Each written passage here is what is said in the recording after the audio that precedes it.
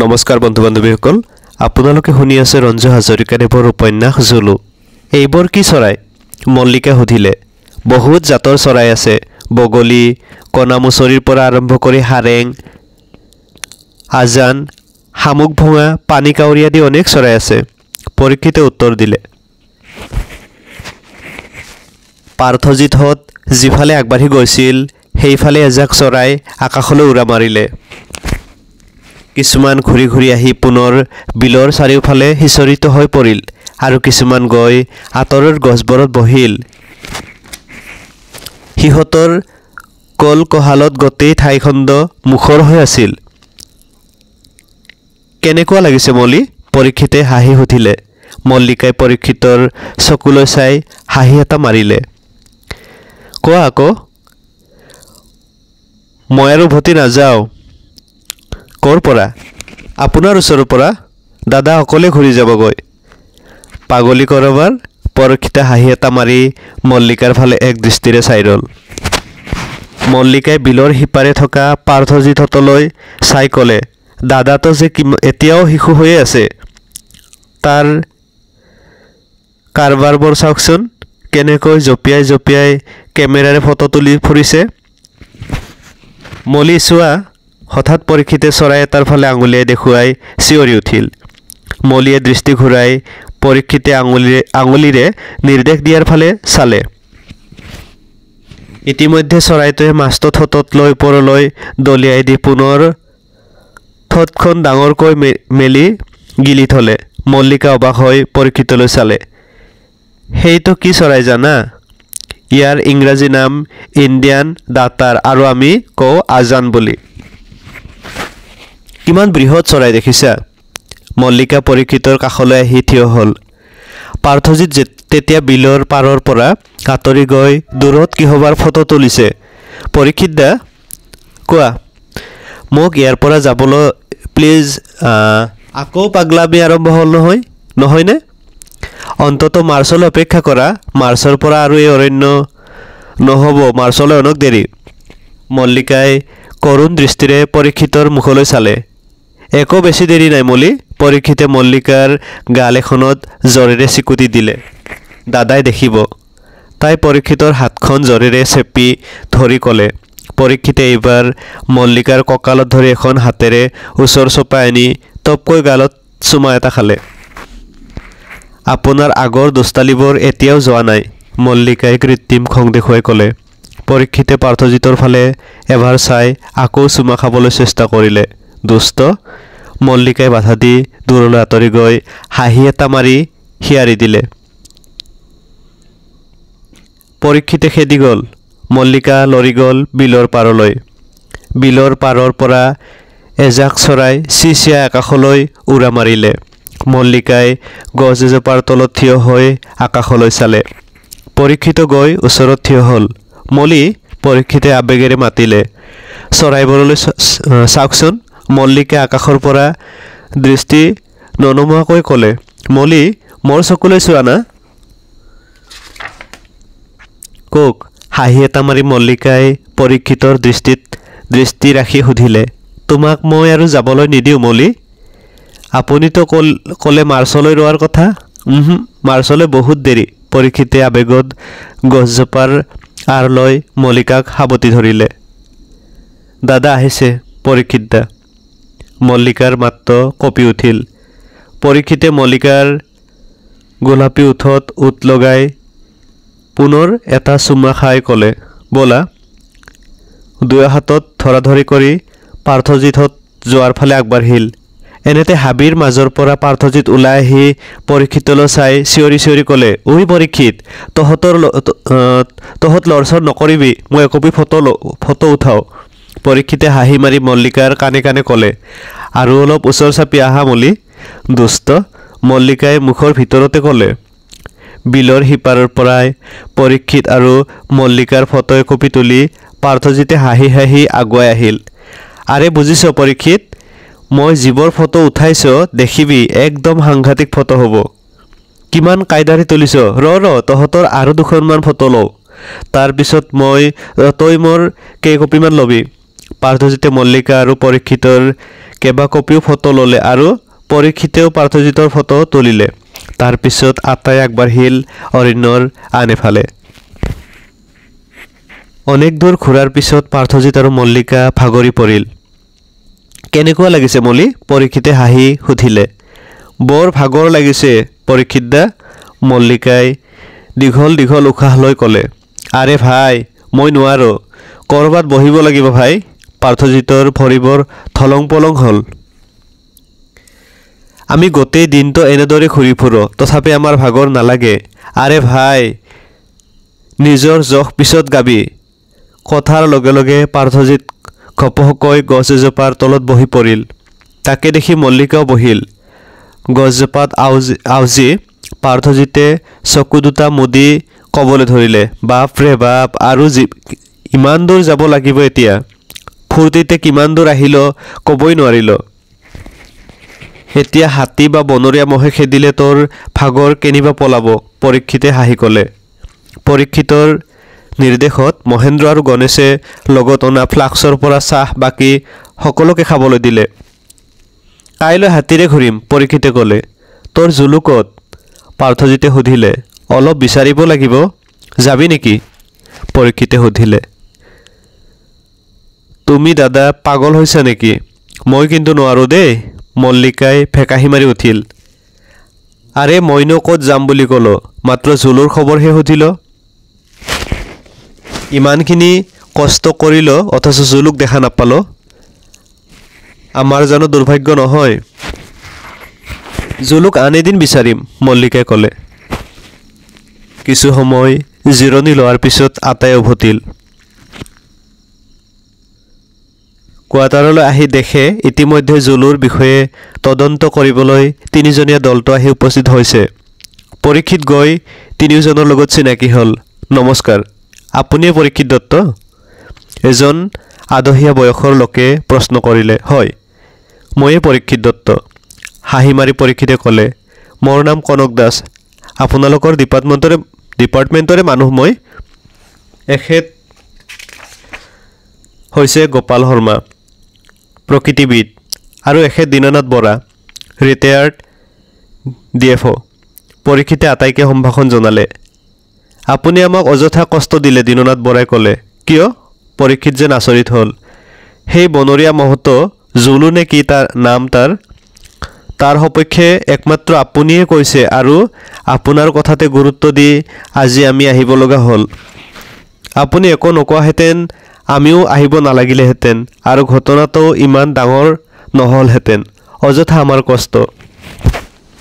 পৰীক্ষিতে হাঁহি এটা মাৰি উত্তৰ দিলে। অনাহকতেই অৰণ্যৰ নিৰীহ প্ৰাণীটো বধ কৰিবলৈ মানুহবোৰ কিয় উঠি পৰি লাগিছে নুবুজিলো। আপোনালোক অহাত মই আনন্দিত। নিজে সত্য উপলব্ধি কৰিব পাৰিব আৰু আনকো ক'ব পাৰিব। শুনিছোঁ আপোনাৰ লগত মহতৰ হেনো ভীষণ বন্ধুত্ব, কনক দাসে সুধিলে। কোনে ক'লে আপোনালোকক? নিশ্চয় আমাৰ ইহঁতে কৈছে। মহতো যদি বলীয়া হ'লহেঁতেন এনেদৰে বন্ধুত্ব পতা সম্ভৱ হ'লহেঁতেন জানো? আপোনালোকেই কওক। শুনিছোঁ সি অনেক মানুহৰ প্ৰাণ লৈছে, কথাটো সঁচানে? এইবাৰ গোপাল শৰ্মাই সুধিলে। মিছা নহয়। জুলুৰ হাতত যিকেইজনে এতিয়ালৈকে প্ৰাণ দিছে সেইসকল চোৰাং চিকাৰীহে গাঁৱে ভূঞে সোমাই ঘৰচীয়া জীৱ জন্তু বা মানুহৰ ওপৰত আক্ৰমণ কৰা কথাটো মিছা। আপোনালোক আহিছে যেতিয়া এইবোৰৰ সত্যাসত্য নিজ চকুৰে দেখিব। এতিয়া আপোনালোকে জিৰণি লওক, পিছত কথা হ'ম। কিবা অসুবিধা পালে ক'ব নিশ্চয়, এই বুলি কৈ লগে লগে পৰীক্ষিত ওলাই গ'ল।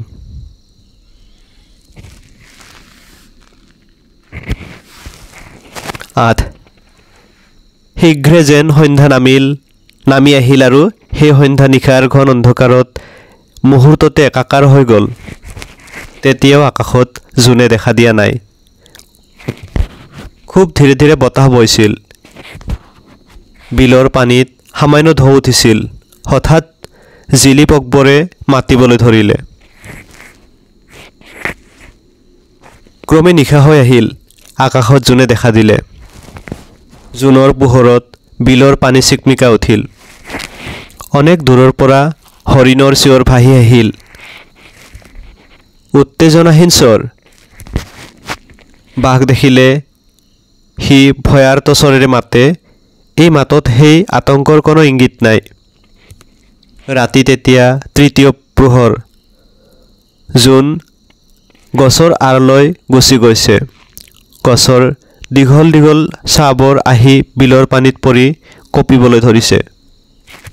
এজোপা গছৰ এটা ডালত দুটা বান্দৰ গাত গা লগাই জোনৰ ফালে পিঠি দি বহি আছিল। অকস্মাত এটা বান্দৰে খেক খেক শব্দ কৰি চিঞৰি উঠিল। লগে লগে আনবোৰ গছৰ ডালত বহি থকা বান্দৰবোৰেও একে স্বৰেৰে চিঞৰিবলৈ ধৰিলে। অৰণ্যৰ নৈশ স্তব্ধতা যেন হঠাৎ ব্যাহত হৈ পৰিল। হঠাৎ কৰবাৰ পৰা নিশাৰ জাগ্ৰত প্ৰহৰী জুলু লৰি আহি সেই ঠাইত উপস্থিত হ'ল। তাৰ দুচকুত প্ৰবল উৎকণ্ঠা। কাণ দুখন থিয় কৰি মূৰটো উঠাই বতাহত ঘ্ৰাণ ল'বলৈ চেষ্টা কৰিলে। জানোচা কৰবাত বিপদৰ গোন্ধ পায়ে। গুৰুম। হঠাৎ ৰাইফলৰ প্ৰচণ্ড শব্দত সমস্ত অৰণ্য কঁপি উঠিল। কোনোবা চৰাং চিকাৰীয়ে হয়তো কিবা এটা নিৰীহ প্ৰাণীৰ প্ৰাণ ল'লে। ৰাইফলৰ গুলীৰ শব্দ জুলুৰ কৰ্ণগোচৰ হোৱাৰ লগে লগে সি যেন হিতাহিত জ্ঞান হেৰুৱাই পেলালে। যিফালৰ পৰা শব্দটো আহিছিল সেই ফাললৈ তীব্ৰ বেগেৰে লৰি গ'ল।